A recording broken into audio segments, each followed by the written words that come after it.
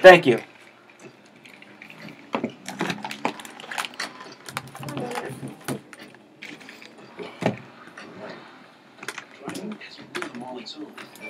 Don't wreck it with a text. Before you get behind the wheel, silence your phone. Or better yet, designate a texter. For more text-free driving tips, visit stoptextstoprex.org. Brought to you by the Ad Council and the National Highway Traffic Safety Administration. This is WGBB AM 1240 and W240 DF FM with 95.9 Freeport, New York. The views expressed in the following program do not necessarily represent those of the staff, management, or owners of WGBB. Live from American New York, this is Those of the staff, management, or owners of WGBB. live from American New York. This is All right, ladies and gentlemen, welcome to the final hour of Sports Talk 1240 for 2018. I am your host, Rob Cramer. Thank you once again for joining me here. As we got a lot to get to today. We've had a great sports weekend, no doubt about it. Starting off yesterday, as we had the beginning of the national championship game in the NCAA playoffs with the football, as the Fighting Irish Notre Dame were crushed by Clemson, and the Alabama, the Tide were able to hold off the Oklahoma Sooners. Terrific game. They were up 28-0 to start it, and ended up holding on for dear life as they won that game. I believe the final was 45-34. So they didn't cover the 14 that I gave them on my podcast this weekend, but just a terrific game overall. A lot of fun. But we start tonight, the 30th of December, this night, we start with some breaking news as the Jets have officially announced that Todd Bowles will not be back. This news broke as of about 15 minutes ago, around 8:45. The Jets made the official announcement with the statement coming across on the team's social media platforms as the CEO and president of the Jets, Chris Johnson, announced that Todd Bowles will not be retained following the season, and the search for a new head coach is on.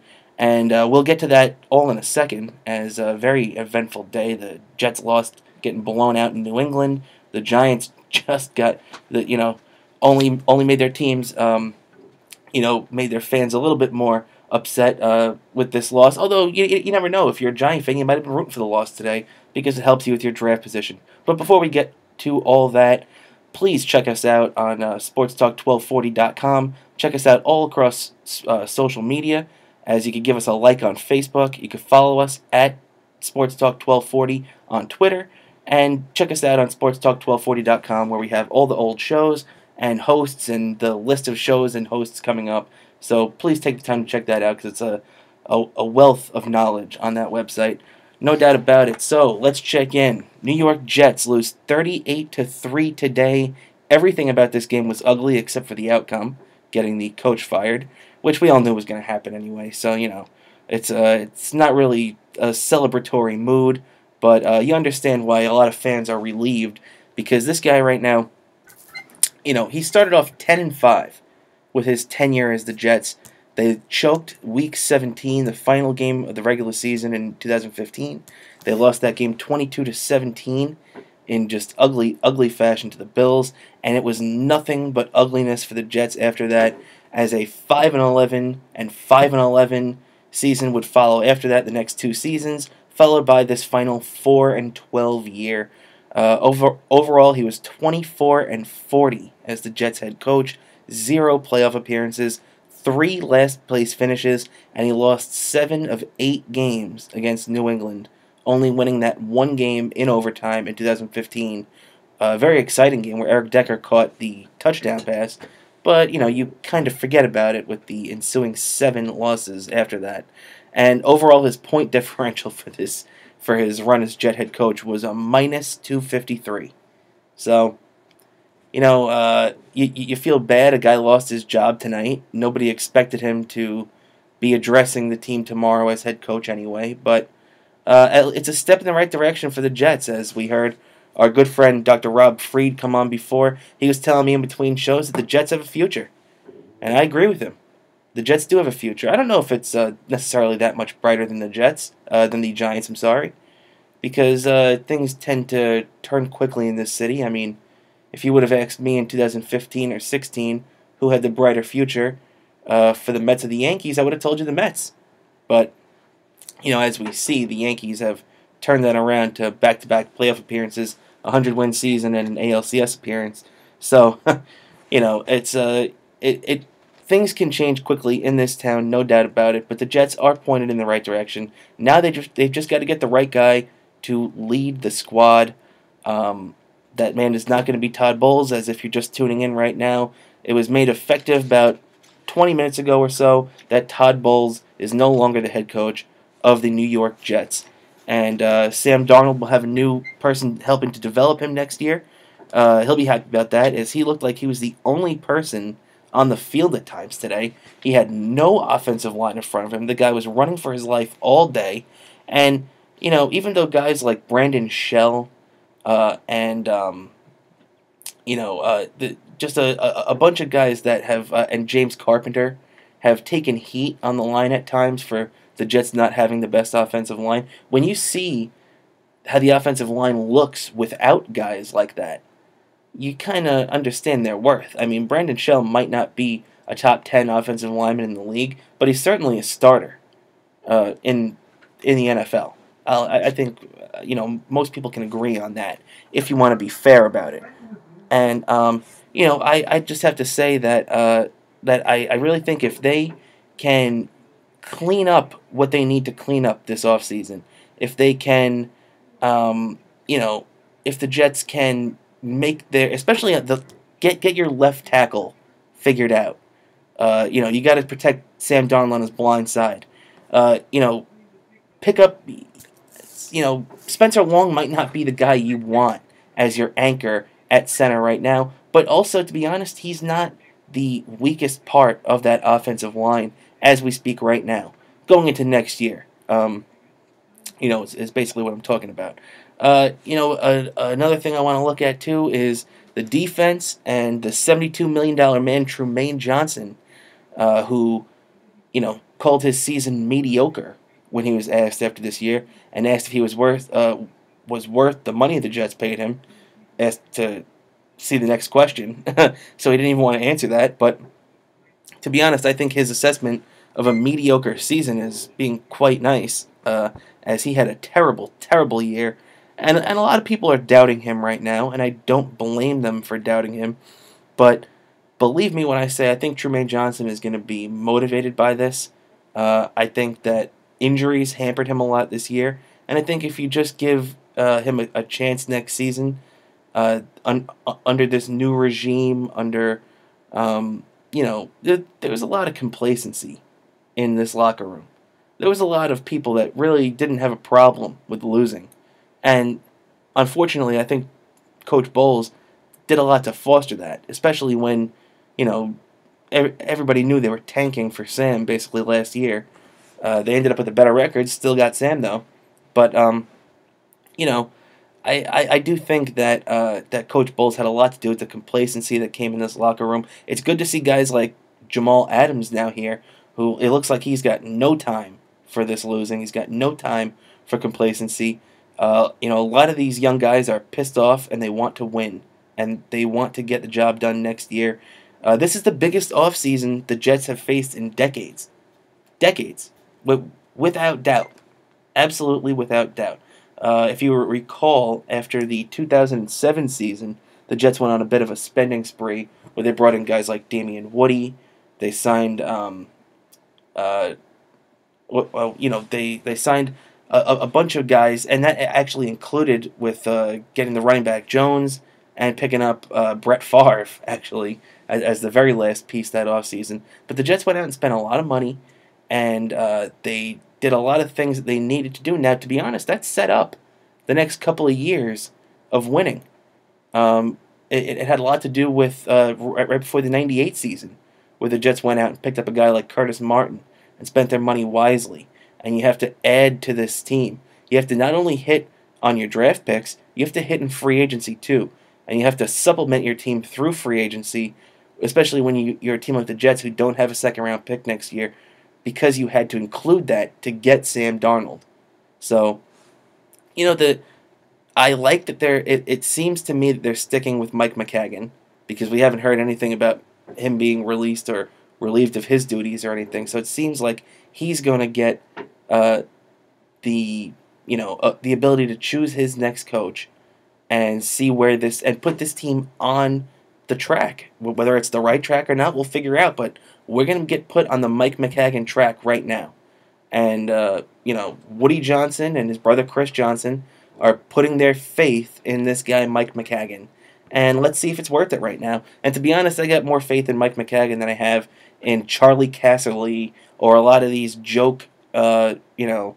these guys that have been hired as headhunters for the NFL in the past that gave the Jets guys like John Idzik, and Todd Bowles for that matter.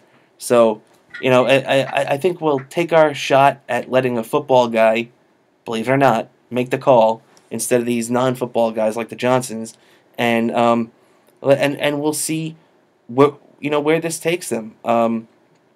It was a very fair point that Jamal Adams brought up in the post-game press conference today, where he was getting really emotional defending Coach Bowles, and you can understand that. It's the only coach he's ever known. He said he's the best coach he ever had. That included his college coaches and everything along with that, I would assume. And he really wanted to step up for Coach Bowles and sing his praises as he did, and I think that's a commendable thing. It seemed like if you listen to a guy like Avery Williamson, who I've heard him talk on Joe and Evans' program on WFAN during the week. He had a weekly spot there for quite some time this season, and to be honest, it sounded, especially as we've neared the end of the season, it seemed to me that Avery was not eagerly anticipating it, but that he would welcome a change at coach.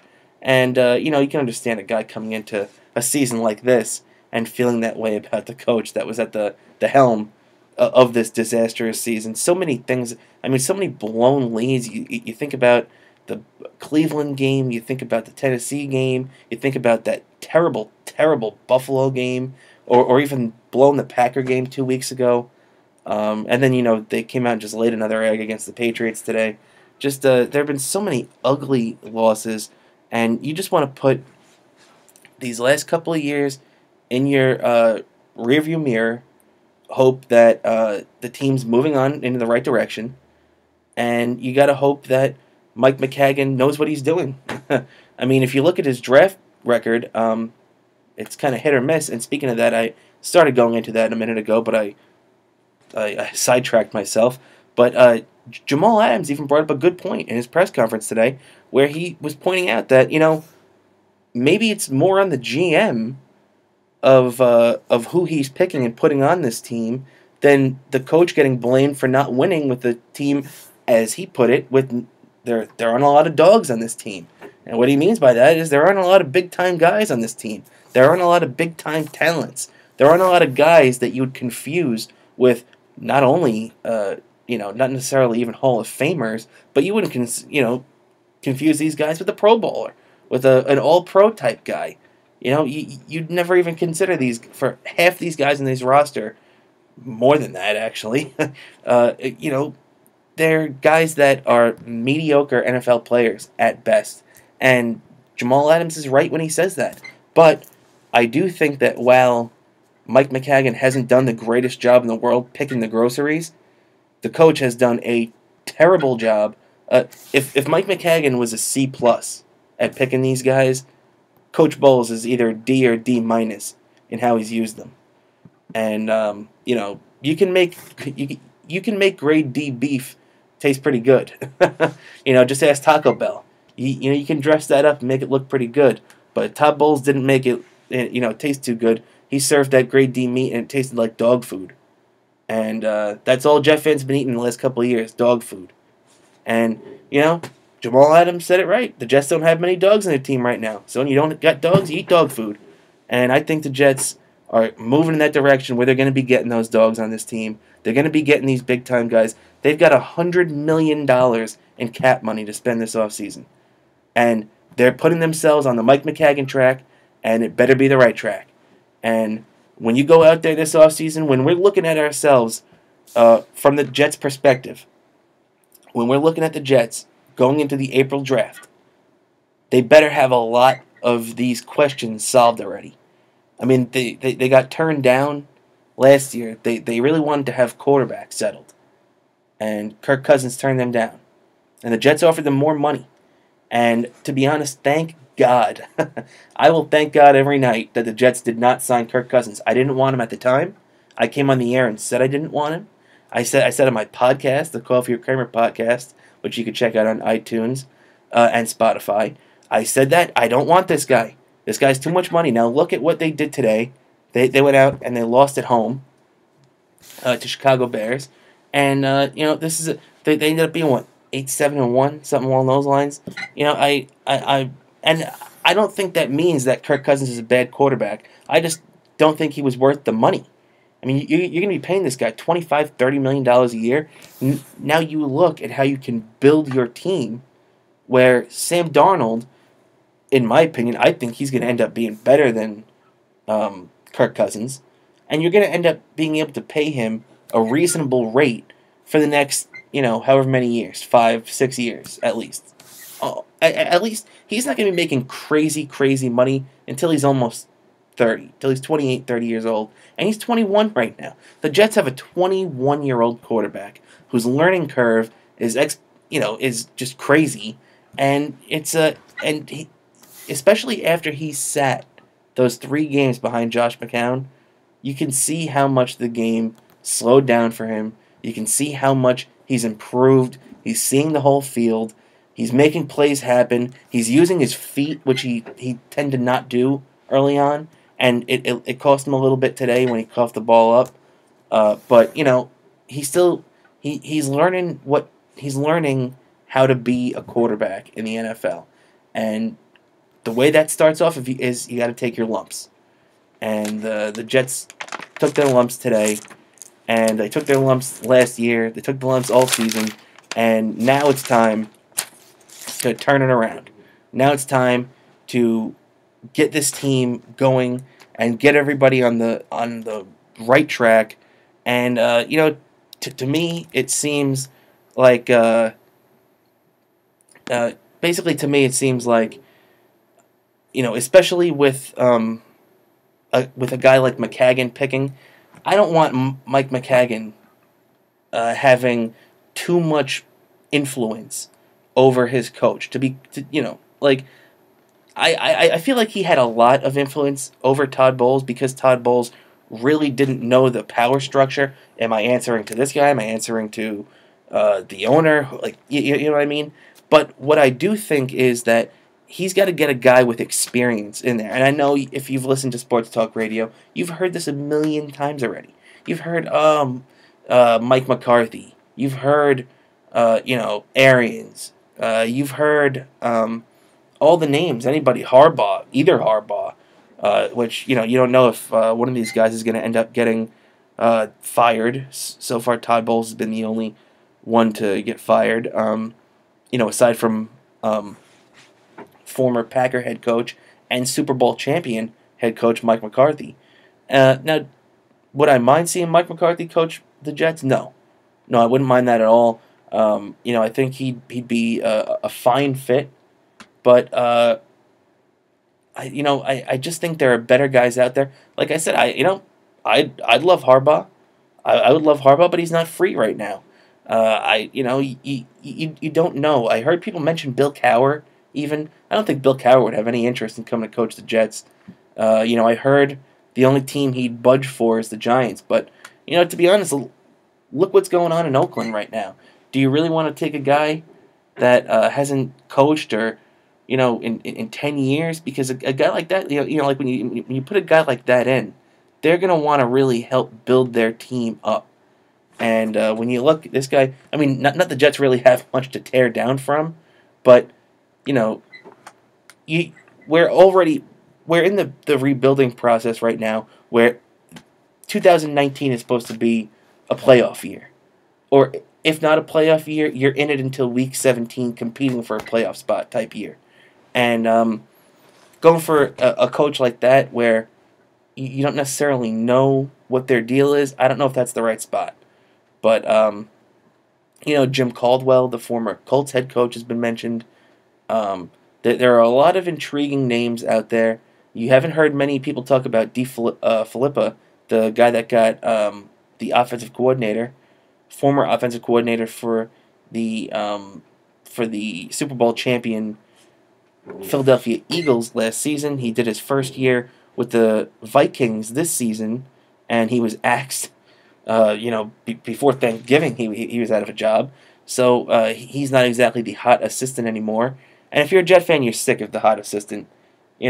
It's done, it's over. So, we've talked enough about the Jets now.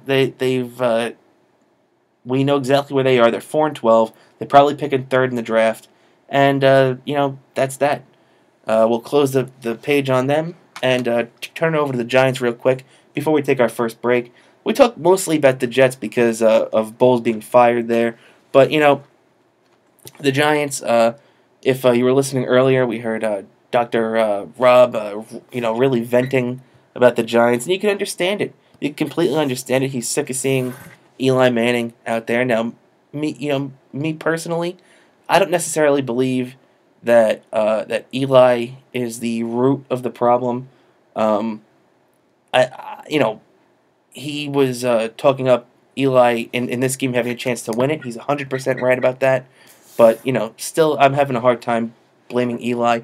Maybe I'm looking at it from a less critical eye because I'm a Jets fan, not a Giants fan. But, it seems to me, I've heard a lot of Giants fans advocate for bringing in a guy like Nick Foles next year. And boy, wouldn't that get under the Philadelphia Eagles fans' skin. That would really, if I was an Eagles fan, seeing him in giant blue would really make me mad. But, he could definitely bring, I feel like he could bring a little bit more of a mobile, a little bit more of a competitive spot to that position. Eli may be 38, 39 years old. Maybe he's just not, what he once was. You can't really blame the guy. He's a 2-time Super Bowl champion. And, you've heard his resume get talked about over and over and over again, as it should be. But, there's a couple of things that I did take away from this Giants game today. It was a tough loss, 36-35. Ending a season like that, especially now the Giants are going to be sitting on 5-11 all off season. It sucks. It hurts. One thing I do have to say though is, and I completely agree from the previous show. Dr. Rob hit right in the head. How are you not using Saquon more, especially in the second half? But Saquon overall terrific rookie season. Pat Shurmur's done a great job the second half of this year. I was ready to, if it was up to me, especially with the way the team was responding to him and the way he carried himself on the field and in interviews with media, I was ready to can Pat Shurmur after his 1-7 start. And, I'm not going to say that a 4-4 second half of the year saved the guy's job, because honestly, I don't think it did. I think he would have been given a second, go around this year, even if they were 2-14 or 3-13, depending on how they got there. But he's kept this team fighting, even at 1-7, and the Jets started off better than that. When we were coming around to Thanksgiving or the last couple of weeks, and everybody was talking about potential playoff matchups and what would have to break people's way to get in, nobody talked about the Jets. There wasn't one person talking about the Jets are mathematically alive. There were still people talking about the Giants just a couple of weeks ago.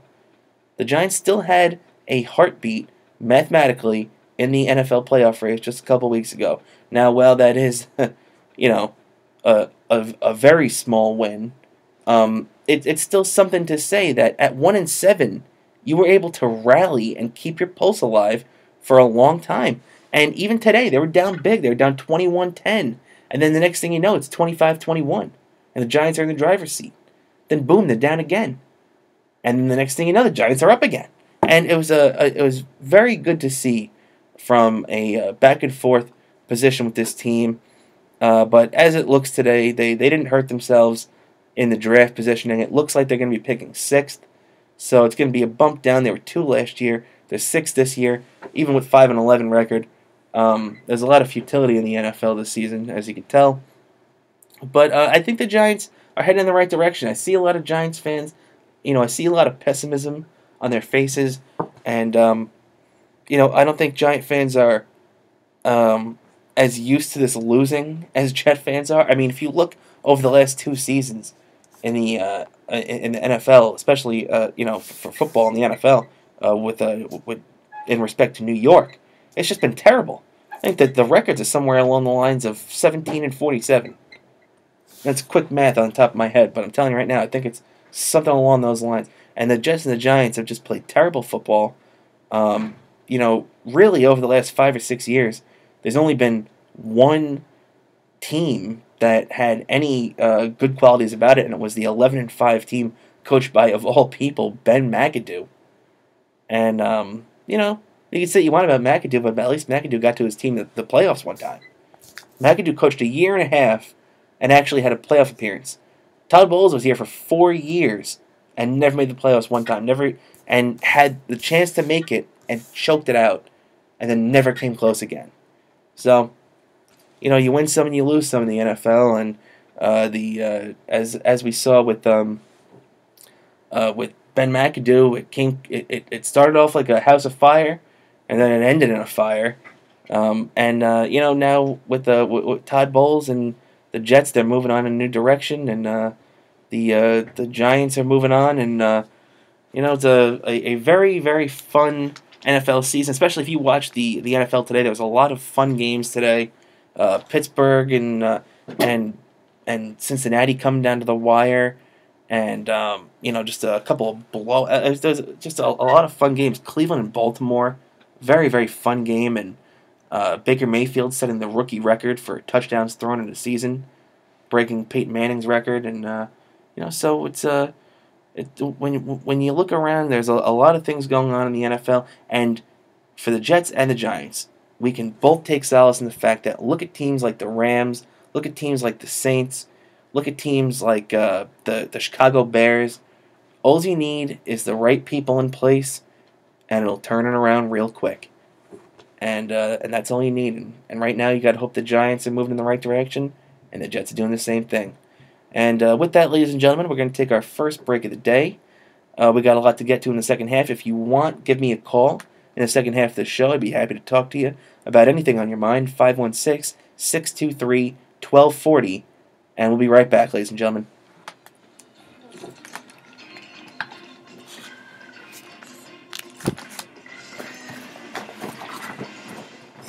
listening to Sports Talk 1240 on Long Island's AM 1240. WGBB. Country Foot Care, official podiatrists of the New York Lizards, have been delivering state-of-the-art foot care with good old-fashioned caring to Long Island residents for over 30 years. Specialists in sports medicine and foot injuries, Country Foot Care can be reached at 516-741-FEET or online at countryfootcare.com. Want to advertise your business on Sports Talk 1240? Place an ad on SportsTalk1240.com and run a radio commercial during the show every Sunday night here on AM 1240 WGBB. Our rates are very affordable.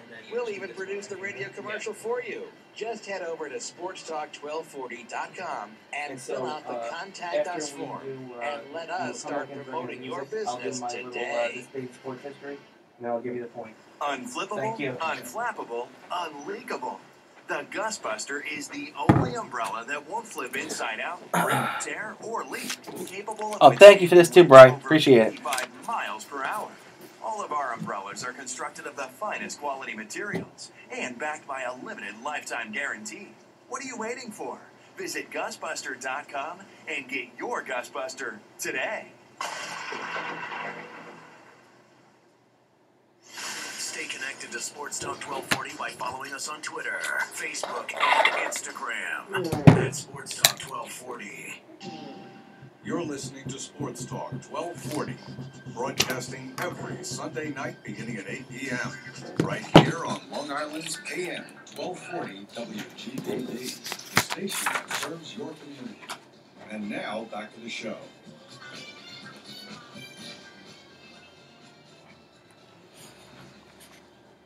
All right, ladies and gentlemen, and thank you for joining me here on Sports Talk 1240. I am your host, Rob Cramer, and it's this day in sports history.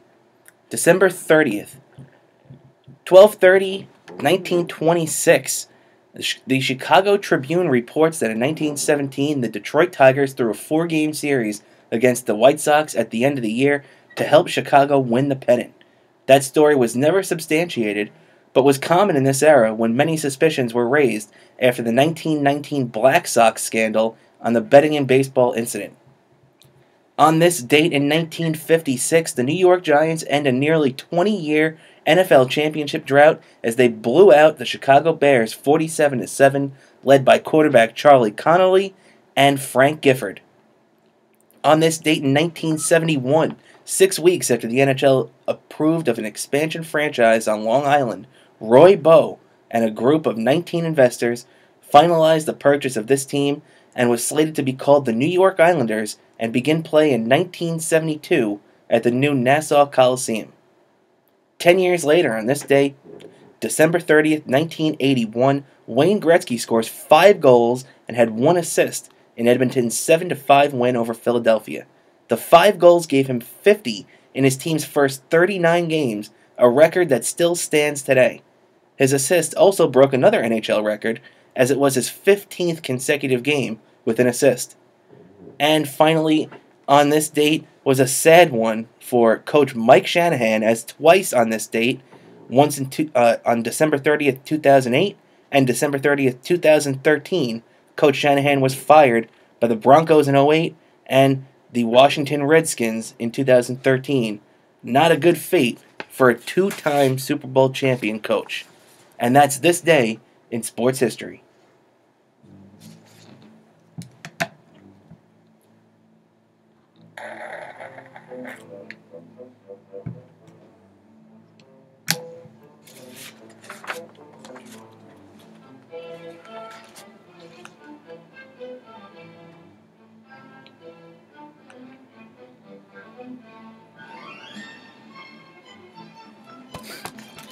All right, ladies and gentlemen, it is week 17 and the NFL season is almost over. And have you won big yet?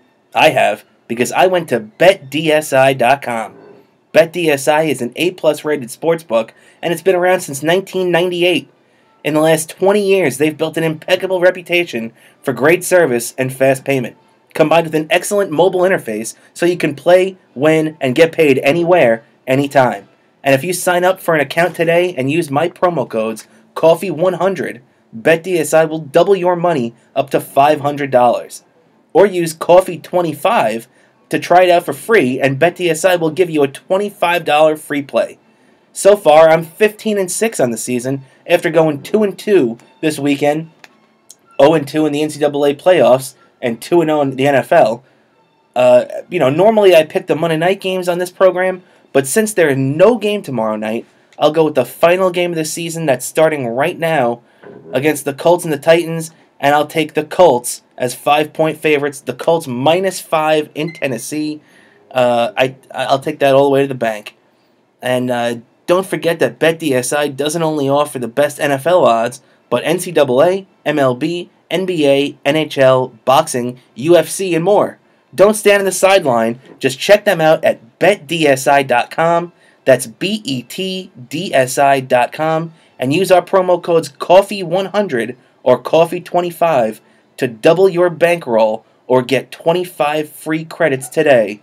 Thanks, BetDSI.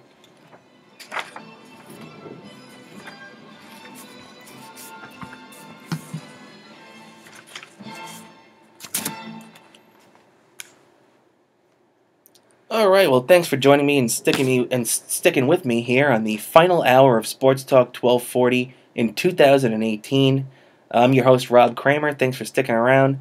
And as we approach the final 25 minutes here We're going to be getting into a couple more things. We got the Mets and the Yankees to get into, a little bit of Rangers and Knicks, touch on the Islanders a little bit. If you want, please jump in here. I'm on, you can pipe in anytime you want at 516-623-1240.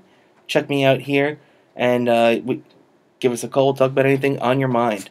As right now, I'm going to kick it off the second half of this program with a little Mets talk.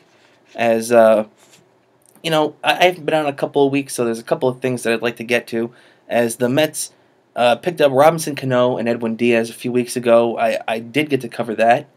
I think that's a very good move. A lot of Met fans think they gave up a little bit too much. In the end, they probably did, but it wasn't a necessary move. You had to go out and get one of the top relievers on the market for the most part, and while the Mets weren't willing or were skeptical of a guy like Andrew Miller, and guys, maybe you don't want to commit to 6 years and triple-digit, $100 million, dollar type money to a guy like Craig Kimbrell, giving up a little bit on the talent end and picking up a guy like Edwin Diaz and a guy who would be a shoo-in Hall of Famer in Robinson Cano if he didn't test positive for steroids last year. So, but to move on to a more recent move that the Mets did is picking up Wilson Ramos. And, I know a lot of people aren't going to go gaga over this move because it's not it's not a headline grabber. It's not something that's going to turn your head. It's not going to be the Mike Piazza acquisition. It's not going to be a Gary Carter type acquisition or Keith Hernandez or anything along those lines. But it's going to be an acquisition that when, say, at some point this season, we're looking back in August and the Mets are having a good year, people are going to point to getting this guy Wilson Ramos. This is a guy that has been on winning teams for most of his career. He's caught some of the best pitchers in the game, including guys in your division. He's caught, Max Scherzer. He's caught Aaron Nola. He's caught Steven Strasburg, Gio Gonzalez. He's caught a lot of these guys. And to know that he'll be able to handle a staff like this, with the Mets have a lot of good young guns, and he'll be able to call a good game and rein these guys in. And while he doesn't play the best defense in the world, he does block balls well. And he does throw guys out at second well, which is something the Mets haven't had in a catcher in quite some time. I mean, both Kevin Plawecki and Travis d'Arnaud were not too good at that scenario when it comes to throwing runners out. And it was a partnership on their parts where the Mets pitchers did not do a good job in holding runners on, and the Mets catchers did not do a good job of throwing runners out. So, one problem just made the other problem worse and exasperated it. And I think going with this Wilson Ramos signing, it definitely, the thing everybody is going to know that helps them offensively, because this guy is a 300 hitter who, he went to the Phillies last year and hit 317 and half a season there. Terrific. He didn't really hit for the power. I don't think he was trying to hit for the power there, though.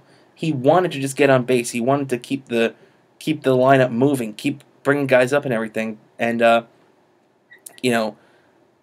this guy is really good. And they got the value they got him for. 2 years, $20 million basically. And he's making like $6.5 million this year. So they really gave up nothing for him. They have an option year, so you could have him for 3 years, 31, 32, 33 years old. You could have him, until he's not even 34.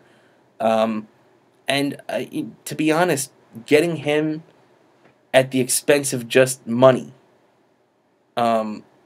is worth it. It wouldn't have been worth it for a relief pitcher where you have these guys, like Kimbrell asking for ridiculous money, or even David Robertson who wants, a lot of money. Where, Dave Robinson's a setup guy at best, in my opinion. But, the Mets didn't go after a guy like Andrew Miller, who signed with St. Louis. And I don't blame them for that. Because you were able to get Wilson Ramos for a reasonable price. And to get a guy like, for instance, JT Realmuto. Everybody on the planet wants JT Realmuto. Why wouldn't you? He's 27 years old, good kid, plays good defense, probably one of the better defenders in the league, one of the better hitting catchers in the league. But the fact of the matter is, what the Marlins are asking for this guy is ridiculous. They have to get rid of him. He doesn't want to stay a Marlin. And even if they keep him this year, he's gone after next year. So, they're in a position right now where if they wait beyond this, their value they're getting back for him is going to be significantly diminished. Because if you just look around the league and look what Arizona got back for Paul Goldschmidt. Paul Goldschmidt is one of the best offensive players in Major League Baseball, especially at his position, first base, where you know that when you play that position, there's an onus on your position. You have to get the job done because you're the big dog. You're the guy. You have to get the job done. And Paul Goldschmidt does that probably better than most first basemen in the game. With maybe one or two exceptions. And I really think that when you have when you get back in for a guy like him, Luke Weaver, who's a good pitcher and a prospect, that's not a great return for one of the best offensive players in baseball. And now you're going to sit here and be the Marlins and know you only have 2 years of control left. After this year, 1. And you got those 2 years of control, so you have to move him now to get your best value.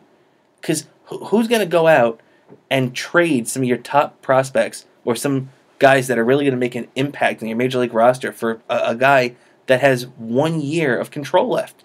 They're going to be stuck a year from now. If they haven't moved him, they're going to be stuck in the same position as the Diamondbacks, where they're just going to have to get rid of him for a decent return, not a completely over-the-top return, which they could have gotten. And it's their own fault. And to be honest, I think I commend Brodie Van Wagenen and I commend the Mets for not overvaluing this player. Because as much as I would have wanted him, and as much as he probably would have been worth giving up one of Nimmo or Rosario, it wasn't worth giving up both. It wasn't worth giving up Conforto. It sure as hell wasn't worth giving up Noah Syndergaard. And it's definitely not worth giving up, blowing up your entire minor league system for a guy that, first off, remember, you've only got 2 years of control. And second off, a guy that, as good as he is, and as much as he will improve your team, you're not getting back, the old saying, this isn't Johnny Bench in his prime. This isn't 85 Gary Carter you're getting back. This isn't, 98 Piazza. Who knows what a good thing is. Maybe he's 2006 Paul LaDuca. Maybe he's that, which is a very good guy that I would take on my team any day of the week, but it's not worth blowing up my team for. It's not worth, I couldn't believe that people were even entertaining the idea of giving up a guy like Syndergaard for this catcher who's really good. But if you think about it too, catchers, this guy's going to be out of the lineup for 30, 40 games a year too. Catchers play 125, 130 games a year these days, and you're going to be giving up Noah Syndergaard, who could be the best pitcher in baseball at some point. It's not crazy to say that Noah Syndergaard could be better than Jacob deGrom.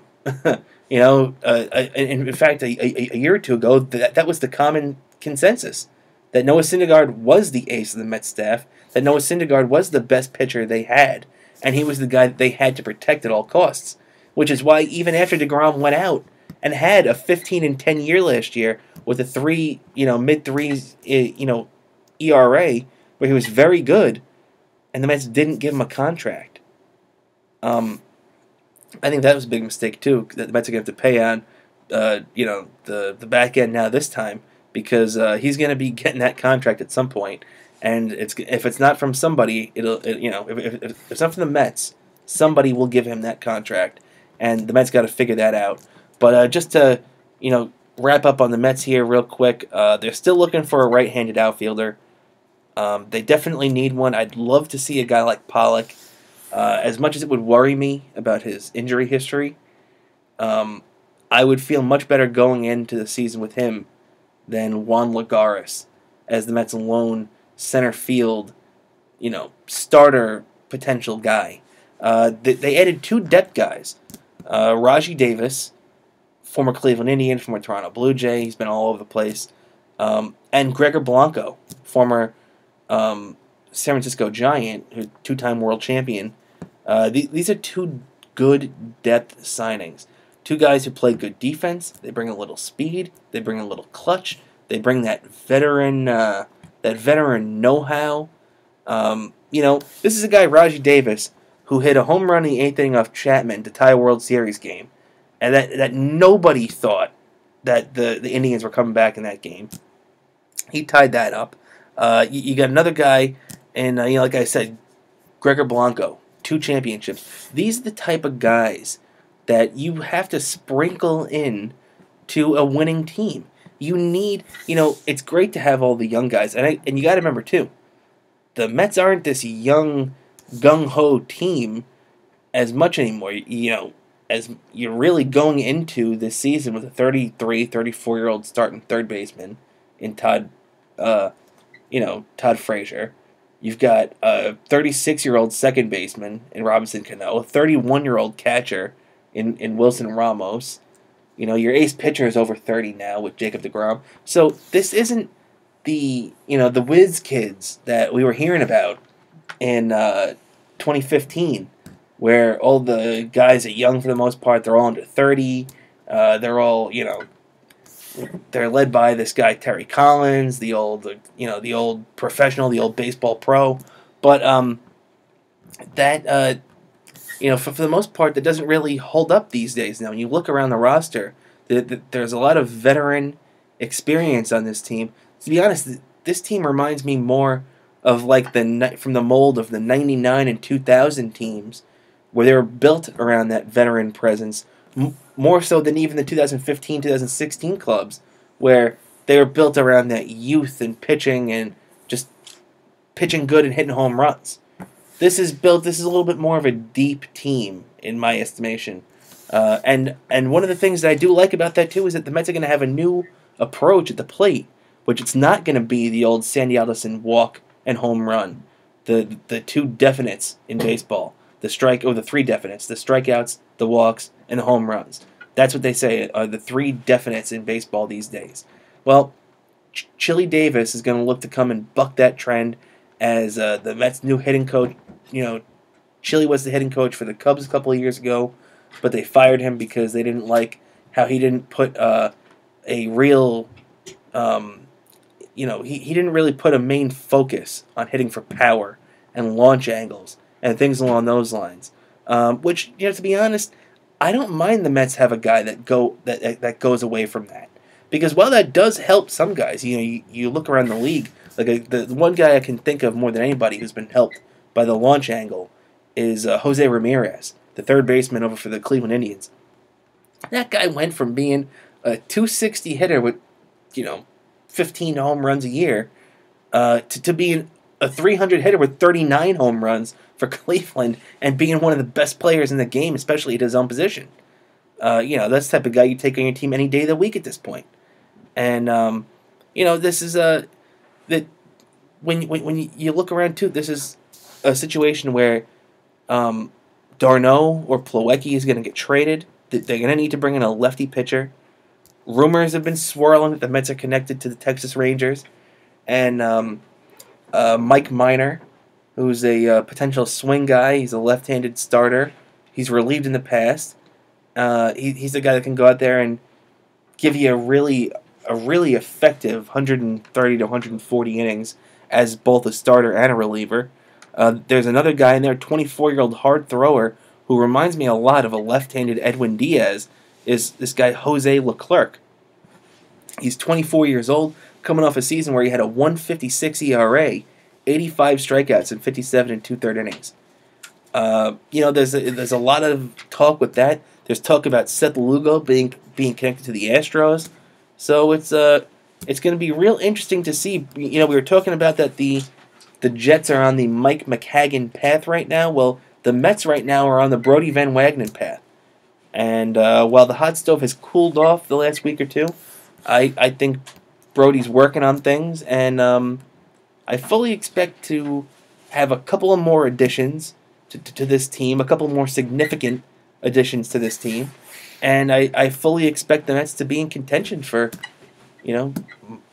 all, if most of, if not all, of next season. So it'll be very interesting to see where Brody goes from here. We're down to our final 10 minutes or so, ladies and gentlemen, so let me switch over to the Yankees. And if you're a Yankee fan right now, you're kind of in a holding pattern where, you're probably pretty happy that you've added James Paxton to your rotation. I know the chatter I've heard from Yankee fans is that they feel like the Yankees did a good job and sold high on some of their prospects that they were not overly blown away with.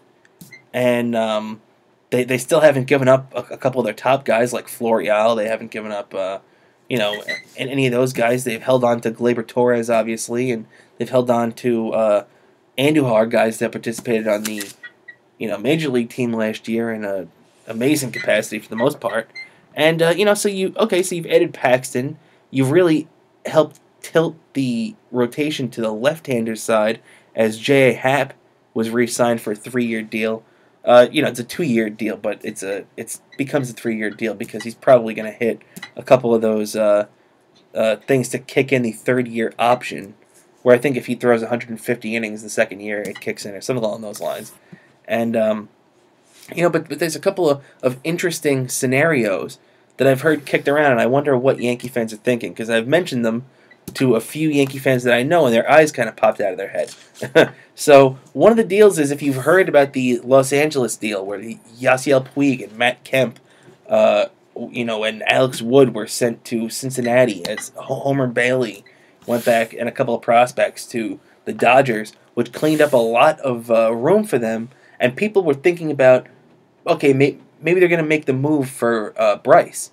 But Sweeney Murdy from WFAN and a couple other sources that I've seen are indicated that there is at least interest in the fact that maybe and I know this is going to sound crazy, but maybe Giancarlo Stanton gets flipped to the Dodgers for whatever the return is, and the Yankees go out and sign Bryce Harper, who fits the, he really fits the Yankee lineup better than I think either Manny Machado or Giancarlo Stanton at this point.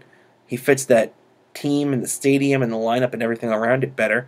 It'd be a lot of moving parts in that deal, so it would be very interesting to see if that does happen. But that at least has been a rumor. So it's going to be interesting to see if that ever does come to fruition, or if it ever gets talked about on a broad scale and really has a magnifying glass put on it, much like the Mets and Robinson Cano deal, where everybody pretty much knew for a week beforehand that this trade was going to get done, and it just took working it out, not only through the media but through the fan bases and through social media and everything along those lines. But so as a lot of Yankee fans are looking to maybe not necessarily getting involved in the Bryce Harper side, but a lot of people want to look at Manny Machado, potentially signing him, moving Andujar, because if you sign Manny Machado, do you keep Andujar? Do the Yankees go into this season with Bird and Voit as their 2 first basemen? That's another crazy question right there, because I'm telling you right now, I remember in 2009 when the Yankees were saying they were going to go with Nick Swisher as their everyday first baseman, when Mark Teixeira was on the market, and I laughed myself to sleep every night, because you knew that no one thought the Yankees were going to leave Nick Swisher there. And the Yankees played it coy, boom. Next thing you know, Mark Teixeira is a Yankee. So if you're a Yankee fan, I understand your impatience. I'm a Met fan, believe me. I completely understand impatience. So